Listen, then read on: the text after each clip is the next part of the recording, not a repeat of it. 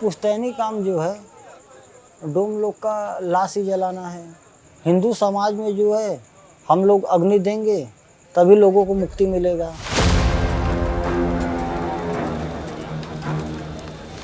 डोम का मतलब जो अंतिम क्रिया में शमशान के अंदर आपके साथ होते हैं, जो अंतिम क्रिया में आपकी सहायता करते हैं, उसको कर दिए बगैर वहाँ पर आप अंतिम क्रिया नहीं कर सकते। एक लाश फूकने के 350 रुपये मजदूरी मिलती है। इससे ज़्यादा कहीं पैसा मिलेगा, कोई रोजगार मिल जाएगा तो इसे कौन करेगा।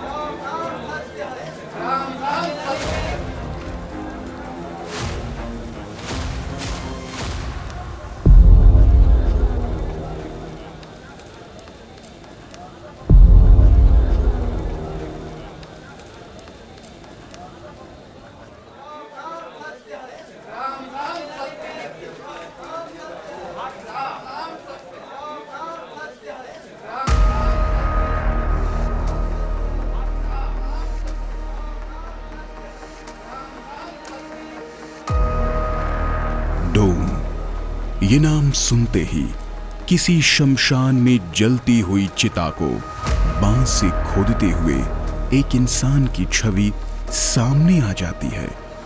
भारत के सनातनी समाज में एक शरीर की अंतिम यात्रा डोम के हाथों ही संपन्न होती है। डोम भारतीय सामाजिक व्यवस्था में सबसे निचली जातियों में से एक जाति है। वर्ण और जाति व्यवस्था के विद्वान चाहे कितनी ही बहस करें और तर्क दें कि ये जातियां जन्म नहीं बल्कि कर्म के आधार पर बनी थीं, लेकिन शास्त्रों में अपवित्र माने गए शमशान या मरघट पर काम करने के कारण सैकड़ों सालों से डोम जाति को अछूतों की श्रेणी में रखा गया था, जबकि किसी हिंदू के लिए निर्धारित 16 संस्कारों में से अंतिम संस्कार कराने वाला व्यक्ति डोम ही होता है। डोम का मेन यही काम है कि मुर्दा जलाना, मुर्दे का हर एक चीज़ का पैसा लेना, क्योंकि उसका एक धर्म है, क्रम है खाने का पीने का, क्योंकि उस मोक्ष प्राप्त करने के लिए एक डोम ही बना है। शरीर का सारा चीज़ आप कर सकते हैं लेकिन मुर्दा अपना आप नहीं जला सकते हैं, क्योंकि उसके लिए एक जात क्रम धर्म के लिए डोम बनाया गया है। डोम का मतलब जो अंतिम क्रिया में शमशान के अंदर आपके साथ होते हैं, जो अंतिम क्रिया में आपकी सहायता करते हैं, और अंत में जो आपका कफन और काठी और वहाँ पर शमशान का जो अधिकारी होता है उसे डोम कहते हैं। जिसके अंडर शमशान आता है उसको कर दिए बगैर वहाँ पर आप अंतिम क्रिया नहीं कर सकते, उसका अधिपति है। डोम वास्तविकता में हमारा अंतिम, क्योंकि इसके बाद में कोई रिचुअल नहीं होता, जो ये अंतिम क्रिया है, ये मनुष्य का जन्म के साथ उसकी अनेकों क्रियाएं शुरू हो जाती हैं और मृत्यु उसकी आखिरी होती है।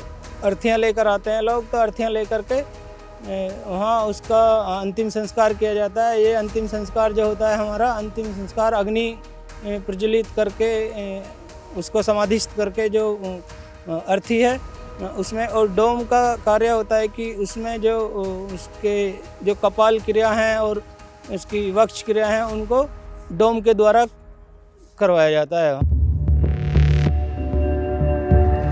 डोम का अस्तित्व कितना पुराना है इसका सही उल्लेख तो मिलना मुश्किल है, लेकिन किंवदंती है कि डोम के काम की शुरुआत एक ब्राह्मण को मिले अभिशाप के कारण हुई।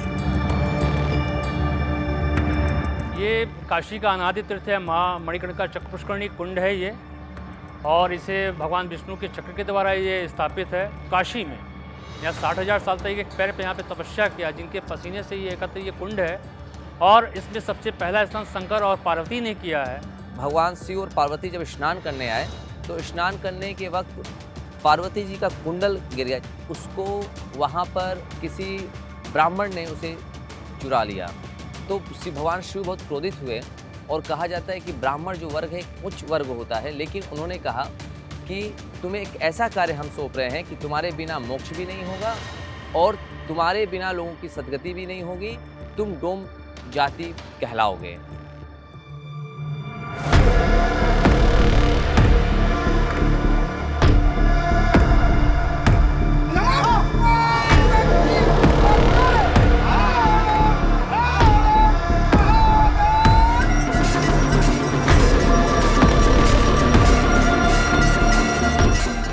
घाट के दोनों कास्ट के हम लोग एक ही परिवार के डोम राजा हैं।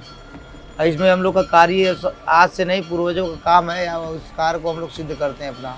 आदिकाल से ही काम चल रहा है पूरे काशी के घाटों पर। हरिश्चंद्र घाट पर है, हम शमशान घाट पर है। ये हमारा सौभाग्य है कि हम जन्म लिए हैं। इससे बड़ा कोई घर में नहीं मानते कि बहुत बड़ा कर्म है कि हमारा जन्म हुआ है। हमको कोई नाम से नहीं तो डोम के नाम से तो जानता ही है। एक कर्म तो भगवान ही दिया है। वैसे पौराणिक साहित्य की बात की जाए तो शमशान के पारंपरिक कार्य करने वाले डोम के रूप में इसका सबसे पहला उल्लेख सत्यवादी राजा हरिश्चंद्र की कहानी में मिलता है। हमने तो जब से पहला बात डोम का जो नाम सुनने में आया वही हरिश्चंद्र का जिस समय हुआ, ये डोम राजा डोम ने इनको खरीदा, बस वहीं पर से आया इनका। तो ज़्यादा से ज़्यादा अगर समय हुआ होगा तो हरिश्चंद्र का काल क्या है? हरिश्चंद्र का काल कलयुग तो है नहीं, फिर आप पहुंच जाएंगे वहाँ। हरिश्चंद्र का ऐतिहासिक काल नहीं है, इसलिए इसको इतिहास की पुस्तकों में तो नहीं खोजा जा सकता।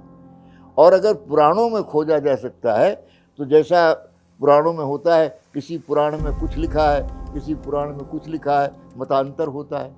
तो हम तो समझते हैं ऑथेंटिक रूप में अगर आपको डोम का लेना है तो हरिश्चंद्र के काल को लेना पड़ेगा। राजा हरिश्चंद्र जो थे भगवान राम के पूर्वज थे। वो राजा हरिश्चंद्र जो थे हरिश्चंद्र घाट पे बिके हुए थे, कालू डोम के यहाँ जो हमारे पूर्वज थे। जो रोहित होते हैं और उनकी पत्नी तारामती होती हैं, ये लोग जाते हैं एक माली के यहाँ बगीचे में काम करते हैं फूल माला का। हरिश्चंद्र डायरेक्ट आकर के कालू डोम के यहाँ बिक जाते हैं, शमशान घाट पर लगते हैं उनका काम करने के लिए, लाश जलाने का काम। एक दिन रोहित की मृत्यु हो जाती है, सांप काट लेता है। तो तारामती जो होती हैं वो रोहित का लाश लेकर के शमशान घाट पे आती हैं कि इनका अंतिम संस्कार कीजिए, और राजा हरिश्चंद्र को देख करके रोने लगती हैं।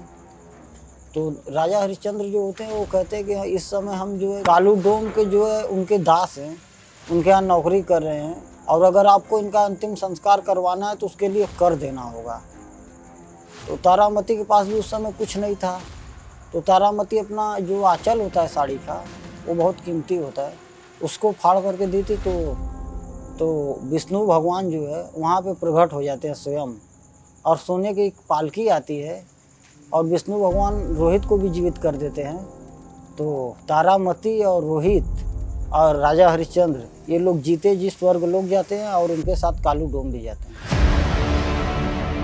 अंतिम संस्कार के लिए काशी के हरिश्चंद्र और मणिकर्णिका घाट इसीलिए सबसे ज्यादा महत्वपूर्ण माने जाते हैं क्योंकि इनका उल्लेख पुराणों में भी मिलता है।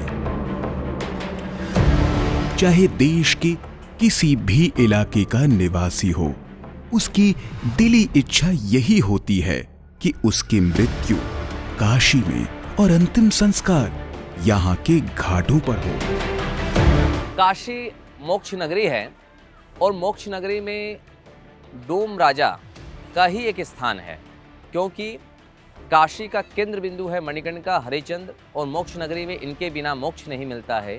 हर व्यक्ति की मृत्यु सत्य है और काशी में उनके बिना मोक्ष नहीं मिलता है। कहा जाता है कि जब भी कोई मृत व्यक्ति होता है दाह संस्कार के लिए गंगा घाट पर, हरिश्चंद्र घाट, मणिकर्णिका घाट पर कोई लेकर आता है, तो अग्नि जो होती है, जिससे कि आप सोचिए कि अग्नि डोम राजा के द्वारा दी जाती है और उसके बदले में जो लोग होते हैं वो कुछ शुल्क देते हैं और उस शुल्क से उनका घर चलता है। आप सोचिए, सामाजिक समरसता का एक प्रतीक है, और साथ में हम कितने भी जाति वर्ग वर्ण में हों, लेकिन हमको मोक्ष डोम के द्वारा ही मिलेगा। तो ये हमारे लिए बहुत ही महत्वपूर्ण है।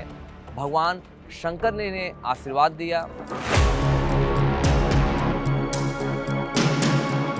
काशी में डोम का महत्व इसी बात से समझा जा सकता है कि यहाँ उन्हें राजा की उपाधि मिली हुई है, डोम राजा।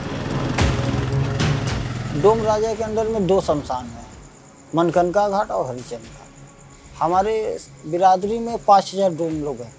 हिंदू समाज में जो है हम लोग अग्नि देंगे तभी लोगों को मुक्ति मिलेगा। हमको अच्छा लगता है कि मतलब हम लोग के हाथ से ही लोगों को मुक्ति मिलता है। जिसका भी जन्म हुआ है उसको तो एक दिन मरने ही मरना है, तो इसलिए हम लोग अग्नि देते हैं, लोग को मुक्ति मिलता है। जो गद्दी पे बैठी हुई थी वो भी हमारी बड़ी दादी थी। आज से करीबन 80 साल पहले की बात बता रहे हैं कि उसमें हमारे बहुत गरीबी चल रहा था। तो जो हमारे ऊपर दादा थे लक्ष्मी नारायण चौधरी जी, उन्होंने ही इतना इससे हम लोग को इतना घर द्वार इतना संपत्ति बनगंगा घाटी चंद घाट उन्हीं ने बनाया पूरा। तो उनके बेटे थे कैलाश चौधरी हमारे दादाजी, तो उनके बाद हमारे पिताजी, उनके बाद हम। सुबह 7 बजे सोकर उठते हैं, ब्रश मंजन करना, नहाना धोना, स्नान करना। उसके बाद जो है इनके यहाँ एक मंदिर है, भगवान राम लक्ष्मण जानकी, महादेव जी हैं, गणेश जी हैं, राधा कृष्णा, और एक मंदिर है हनुमान जी का अखाड़ा, और एक मंदिर और है सायर माता का, वो कुल देवी हैं यहाँ की। सुबह को उठे 7 बजे यहाँ से मनगंगा घाट जाते हैं, वहाँ से 11 साढ़े 11 बजे मसान नाथ बाबा का पूजा करते हैं। फिर धुनी माता का पूजा करते हैं। जो धुनी माता उन्हीं का अग्नि जाता है, लाश के लिए जलता जाता है। एक अंगारा जाता है, 3 सरपंच जाता है।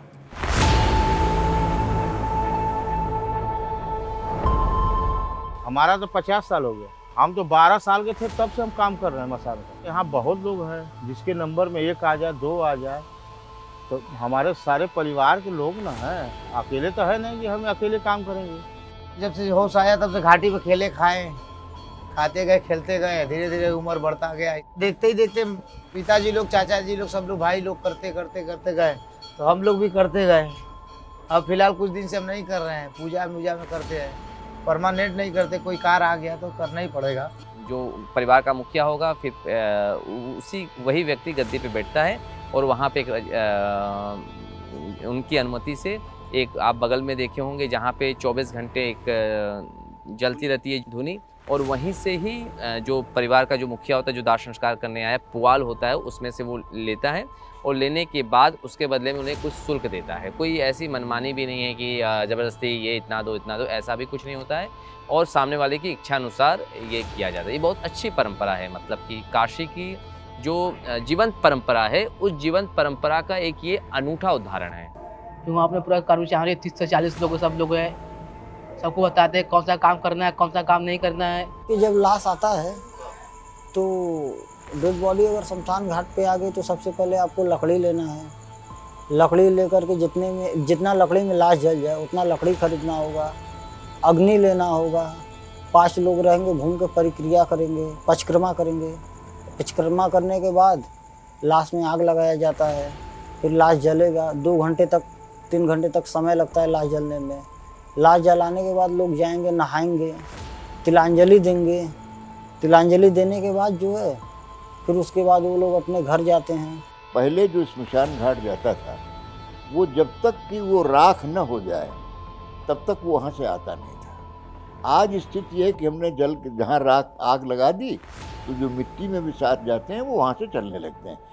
आग लग गई, काम हमारा आज समाप्त हो गया, यानी मुर्दे को आग लग गई, हमने दाह अग्नि को समर्पित कर दिया।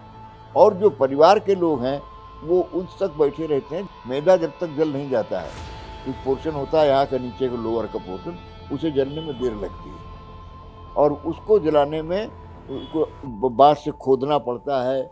सर वगैरह तो सब जल जाते हैं, ये जो पोर्शन मैदा जिसको बोलते हैं उसके जलने में टाइम लगता है। और उसको करने के लिए लड़का इसलिए नहीं कर सकता कि वो जानता नहीं, तो वो पंडितों को पैसा देता है, तो उनको लगता है ये इनकी ड्यूटी है, और घर वाला उसको देखता रहता है। बचपन से लेकर तमाम उम्र मुर्दे जलाते जलाते इन डोम परिवारों के लिए शमशान और दुनिया का अंतर भी खत्म हो जाता है। आप कहे तो रात भर बिताते हैं, आपके लिए नहीं है। अभी हमको खाना भी खाना पड़ेगा तो मुर्दा के बगल में खा लेंगे, आप नहीं पा सकते ना, आप पा नहीं सकते हैं। वहाँ उसी में बन जाएगा हमारा। गरम भी दाल चावल भी कर लेंगे, करके ही सब खा चुकेंगे हम। अब एक चीज़ भी नहीं खा सकते उसमें। हमारे घर में अभी बच्चे लोग का भी दूध होता है ना, दूध का, उसमें ही गर्म होता है। अभी हम लोग घर में लकड़ी से खाना बनता है, चीता के लकड़ी से। गैस चूल्हा सब है, लेकिन हम लोग ज़्यादा प्रयोग नहीं करते। हम लोग को अच्छा लगता है इसी में भोजन करने, क्योंकि हम शुरू से खाते आए हैं। हम लोग हम ही नहीं, हमारे पूर्वज लोग खाते आए हैं। मिलने वाली दान दक्षिणा से ही इनका घर भी चलता है। वैसे आज के दौर में परंपराओं में आ रही औपचारिकता का असर इन पर भी होने लगा है। डोम में मुख फूक छतरी हम ही लोग हैं। हम लोग अग्नि देते हैं, मुंह पर लगाते हैं, जलाते हैं, हर काम करते हैं। अभी हम जा रहे हैं, देखिए हमने पानी में उतरेंगे, अब उसमें कोयला फोयला जो होगी धोएंगे, जो हमारे नसीब में रहेगा वो मिलेगा। हमारा ही काम है ना मुख अग्नि के लिए, हम ही ना आपको आग देंगे। आग हम देंगे तो फिर आप 5 बार आप मुख अग्नि करेंगे, 5 राउंड करेंगे, 5 बार मुख द्वार तरह 5 बार मुंह पर घुमाकर फिर आप साइड में बैठ जाएंगे। बाकी काम 3 घंटा में मुर्दा जलाना होता है। मुर्दा का सर जलाना है, पैर जलाना है, पेट जलाना है, बाकी अंग जलाना है। उस इच्छा से जलाना है कि जिसे कोई जल रहा है। उस मुर्गा नहीं है, मूस नहीं है कि मूस को जला रहे हैं, एक 100 को जला रहे हैं। जो शिव शक्ति का दिया हुआ, भगवान ईश्वर का दिया हुआ, सबके जीव का एक बराबर है, लेकिन उसका विधि बना हुआ है कब वो मरेगा और कब वो जलेगा, वो सब ईश्वर के हाथ में है। हम आप एक परिंदे पर हैं, कब आए कब जाए किसी को मालूम नहीं। काशी के इन घाटों में चिता की अग्नि कभी बुझती ही नहीं, चाहे दिन हो या रात, सुबह हो या शाम। ऐसे में डोम परिवार के बच्चों के लिए भी शमशान की यही जमीन उनके खेल का मैदान भी रहती है। हाँ, ये जरूर है कि इनके घरों में भी शमशान का असर तो रहता ही है। पापा लाश वाश जलाते हैं, सब सोना धोते हैं, सब करते हैं, भेजते तब हम लोग पढ़ते हैं। अभी हम मेरा कोचिंग का टाइम होता है, फिर हम लोग कोचिंग जाते हैं। कॉपी किताब बहुत मतलब महंगा मिलता है, इसलिए पापा रोज डेली जाते हैं। यही हरिचंद्र घाट पे रहते हैं, एक झोपड़ी है वही में रह लेते हैं। जो मालकिन है उनका ये सब है। हम लोग जैसे किराया पर रहते हैं, लाइट जलता है, धुआं लगता है, घर पूरा वो हो जाता है धुआं से, तब वो हम लोग रह लेते हैं। क्योंकि रोज डेली का काम ही है, रोज यहाँ तक पानी आ जाता है, बहुत आँच लगता है, गरम लगता है, धूप लगता है। काशी तो मोक्ष नगरी है और यहाँ के महाशमशान का उल्लेख तो पुराणों तक में है। इसलिए यहाँ के डोम अपने इस काम को कभी छोटा नहीं मानते और दूसरों की चिता जलाने वाले ये डोम जब अपने ही समाज के किसी मृतक की चिता जलाते हैं तो उसे दूसरी चिताओं से ऊंचा ही रखते हैं। तो डोम भी तो एक इंसान है, उनके भी तो लोग मरते हैं, लेकिन आपसे ज़्यादा बढ़िया जलते हैं। क्योंकि हम लोग का स्वभाव है कि अपने को अच्छे से जलाना, क्योंकि ज़िंदगी भर लोगों को जलाएं हम लोग। जब अपना मरता है तो उसको अच्छा से जलाओ। अच्छा से क्या है कि उसको कम से कम 50 मन लकड़ी देना है, कम से कम 50 मन, 75 मन, 100 मन, 101, 51 मन भी हो सकता है। क्योंकि एक हम लोग का एक रीति रिवाज है अपने परिवार में कि सब लोग लकड़ी देता है सबको मरने के बाद। 11 मन, 21 मन, 5 मन, 7 मन, जैसा जो अपना ट्रेनिंग अपना, तो हिसाब से अब बहुत बड़ा चीता हो जाता है। कभी आपका सौभाग्य होगा कोई मरेगा या उस दिन आप कभी होंगे तो आप देखेंगे, खुद ही समझ जाएंगे कि चीता सबसे अकेला चीता रहेगा। समझ कुछ नहीं तो 15 फुट का चीता रहेगा।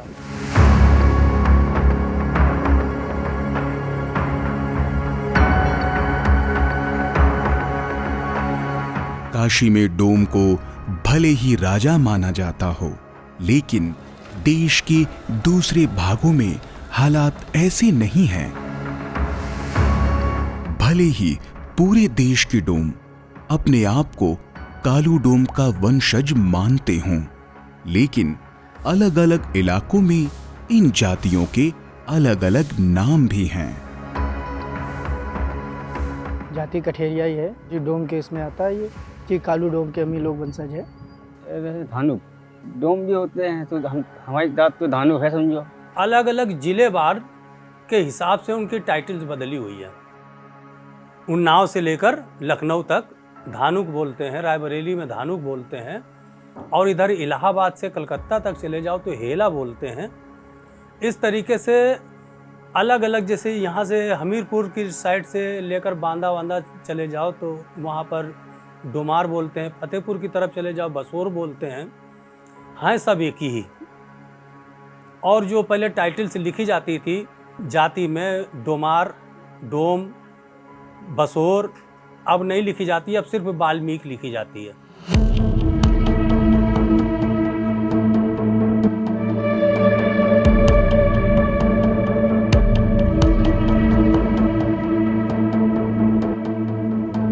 इलाके के हिसाब से इन जातियों के नाम तो अलग अलग हैं ही, इनके काम में भी अंतर आ जाता है।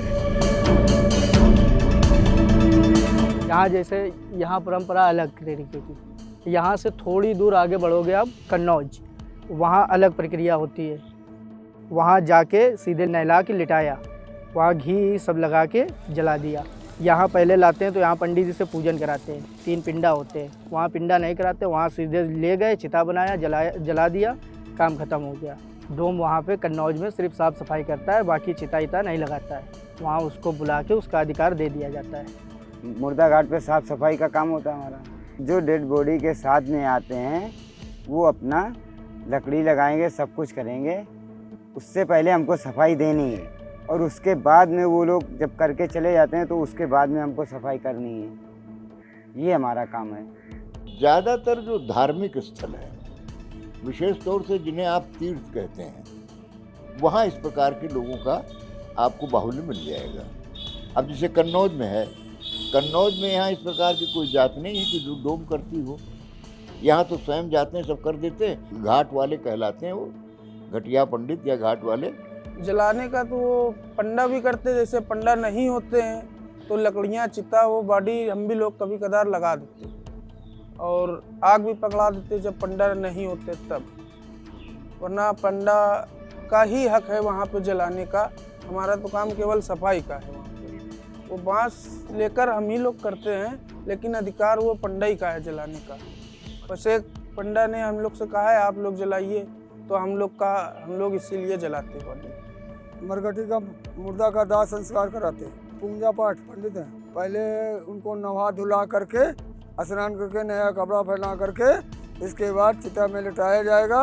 अनामिका अंगुली में पवित्री धारण करें, हाथ में जल और चावल तिल ले, जौ चावल तिल ले करके हाथ में कुछ दक्षिणा रख दे था सकते।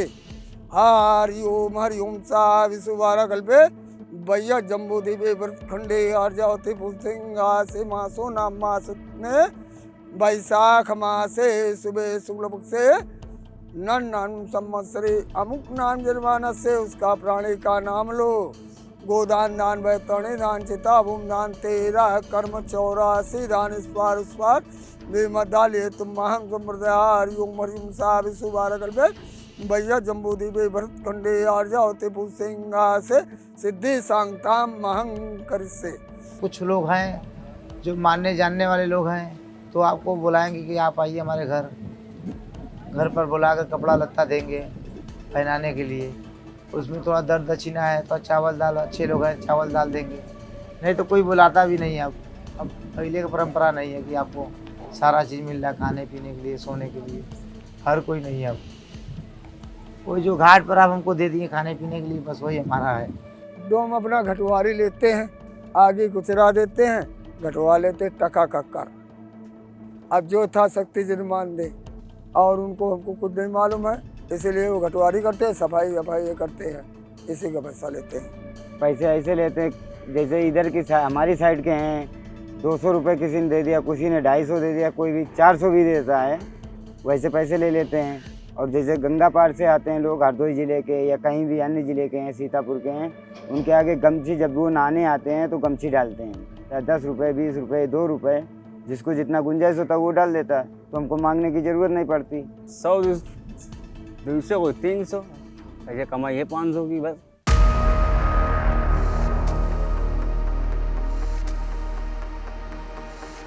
बहुत सी जगह पर अब मरघट पर सफाई का ये काम नगर पालिकाओं ने अपने हाथ में ले लिया है और इन लोगों को वेतन भी मिलता है।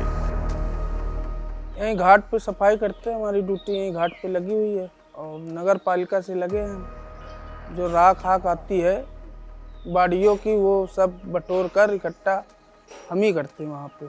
सर 94 से पिताजी लगे थे इसमें, परमानेंट हुए नहीं सर। हम एक बार कोर्ट भी गए सर पिताजी के कागज लेके, तो नगर पालिका भी गए, उन्होंने कहा कि तुम्हारे पिताजी परमानेंट नहीं हैं संविदा में सर, उनको नौकरी भी नहीं मिली। फिर उनको नौकरी के लिए कहा, नौकरी भी नहीं मिली सर। फिर हम घाट पे आ गए, नीचे बॉडी उनकी जगह पिता भी जलाते थे सर, हम भी जलाते हैं।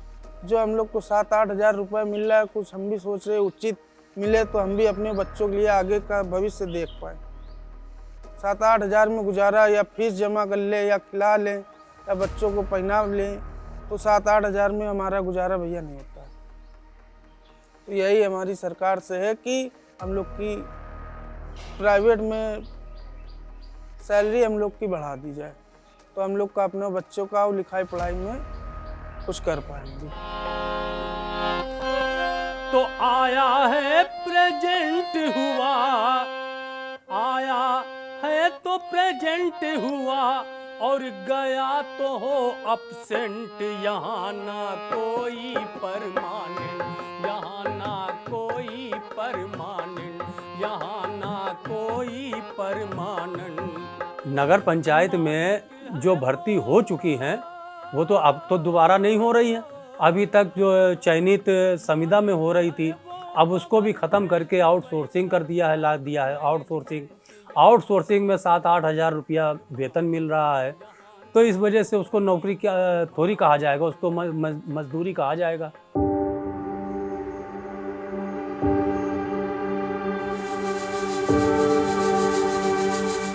ये वेतन भी इतना नहीं है कि कोई माँ बाप अपने बच्चों की बुनियादी जरूरतें भी मुहैया करा सके।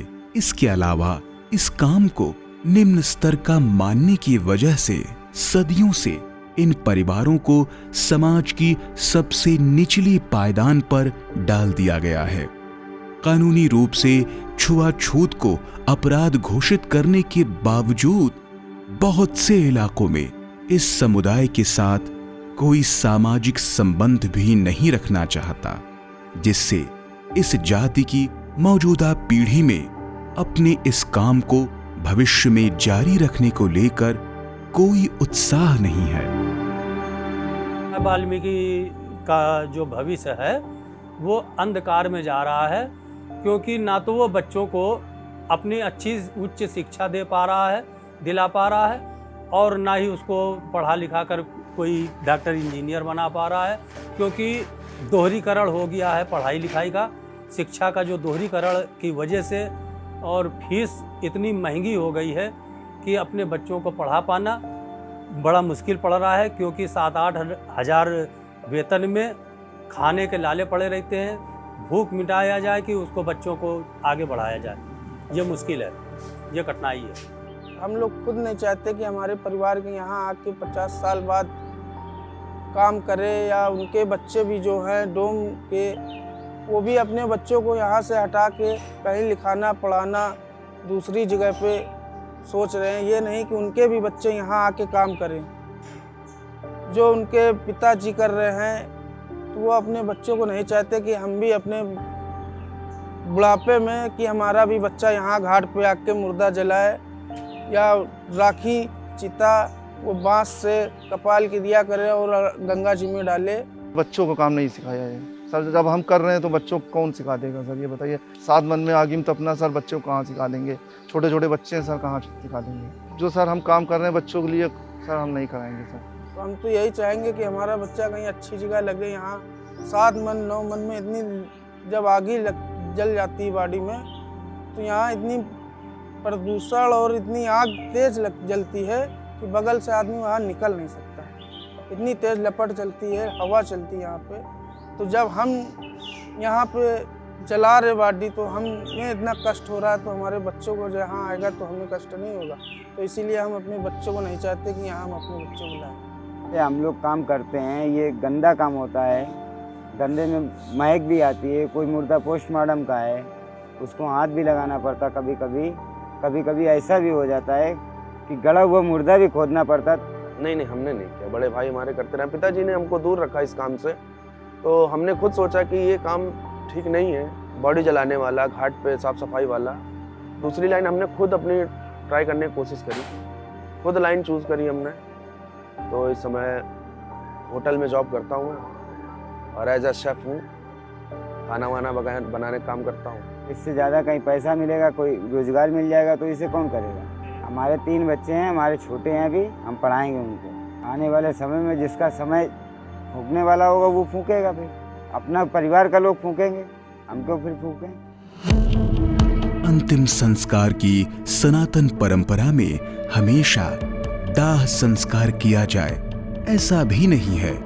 बहुत सी जगह पर कम उम्र के बच्चों की असमय मृत्यु होने पर उन्हें जलाने की नहीं बल्कि उन्हें दफनाने की परंपरा है। कुछ दूसरी जगहों पर तो वयस्कों को भी परिवार वाले दफनाते हैं। गंगा के किनारे ऐसी बहुत सी जगह दिख जाती हैं जहां पर लाइन से शवों को दफनाया गया है। इसके साथ ही कई जगह पर तो अपने परिवार के सदस्यों को खुद ही फूंकने की परंपरा है। यहाँ हमारे ही पारिवारिक लोग करते हैं इसको, अंतिम क्रियाक्रम करते हैं हमारे परिवार के ही लोग करते हैं। जिनकी चिता लगी वो हमारे नाना है और जो बांस लिए वो हमारे मामा है। यहाँ के जो क्रियाक्रम करते हैं वो हमारे सब पारिवारिक लोग करते हैं, डोम का कोई रोल नहीं है। अब दूसरे लोग भी करने लगे हैं जिनको पंडा कहा जाता है। जैसे कानपुर में, दिल्ली में भी अभी मैंने पता लगाया, दिल्ली में भी और झांसी में भी, और जो गांव एरिया क्षेत्र में वहाँ पे अपने ही हाथ से ही सब कुछ करते हैं क्रियाक्रम। चिता जलाना और सब लकड़ी भी लेकर जाते हैं साथ में, मिट्टी के साथ में, और अपने हाथ से ही उसको दाह संस्कार करते हैं। इस काम से अलग हटने की एक वजह ये भी है कि डोम परिवार की आबादी तो समय के साथ बढ़ रही है, लेकिन दाह संस्कार कराने वाले शमशान उस अनुपात में नहीं बढ़े। नतीजा, डोम परिवारों को घाट पर काम करने के दिनों में कटौती करनी पड़ी। इसके अलावा कुछ परिवारों ने इसी काम से जुड़े दूसरे धंधे खोज लिए। बड़ा परिवार है, करीब 40 आदमी हैं, तो इसी हिसाब से महीने में 15 दिन हम लोग को मिलता है। 15 दिन में हमारे हिस्से में 7 दिन है, और 7 दिन में हमारे दादा जो थे उनके मतलब 2 भाई थे, 2 भाई में साढ़े 3 दिन हो गए। 3.5 दिन में बंटवारा जब हुआ तो अब 2 दिन पड़ गए। ऐसे हम लोगों को 2 दिन मिलते हैं 4 महीने में। कृष्ण लिए है अवतार सखी रे मामा के महलों में, कृष्ण लिए है अवतार। मेरे पति यही बैठते थे टाल पे, बस यही धंधा था, वो जो दे गया धंधा वही हम लोग करने बेटा वही से खा रहे। 3 बच्चे हैं, उनके बच्चे हैं, 2 3 बच्चे उन लोग के बच्चों के बच्चे हैं, वो यहीं बैठते थे टाल पे। अब 2 बंटवारा कर दिया, दोनों भाई का अलग अलग कर दिया है, उनका एक उनका, तो हम ही बैठते हैं टाल पे। सारा और कुछ धंधा पानी कोई नहीं कि दूसरा धंधा हो उसमें बच्चे करें। आते ऐसे बच्चे बैठते, हम भी बैठते, कभी हम कभी बच्चे, लकड़ी बैठते हैं। हिंदुओं के धार्मिक संस्कारों में अंतिम महत्वपूर्ण संस्कार कराने वाले इस डोम समुदाय का सबसे बड़ा दुर्भाग्य ये रहा कि सदियों से इस समुदाय को अछूत माना गया। दलित लोग हैं हम लोग, दलित में इसलिए छूत पात मानते हैं कि मतलब हम कुछ डोम का काम करते हैं इसलिए भी छूत पात मानते हैं, कुछ नाली उली साफ करते हैं इसलिए छूत मानते हैं, ये चीज़ होता है। पासी हैं, चमार हैं, ये छूत मानते हैं क्योंकि हम दूसरे का जूठा हुआ बर्तन पत्तल वगैरह फेंकते हैं इसलिए मानते हैं। लाश फूंकते हैं, साफ सफाई करते हैं, इसलिए वो लोग छूत मानते हैं।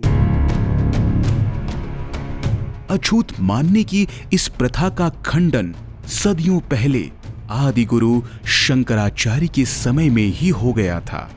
किंवदंती है कि काशी में भगवान शिव ने डोम के रूप में ही शंकराचार्य को अंतिम ज्ञान दिया था। एक बार भगवान शंकराचार्य काशी में भ्रमण कर रहे थे, तो उस समय में भ्रमण करते करते एक डोम अपने 4 कुत्तों के साथ में उनके मार्ग पे आ गया। जब उसने मार्ग को रोका तो भगवान शंकराचार्य जो थे वो इन सब चीज़ों से बहुत दूर रहते थे, परम सात्विक थे।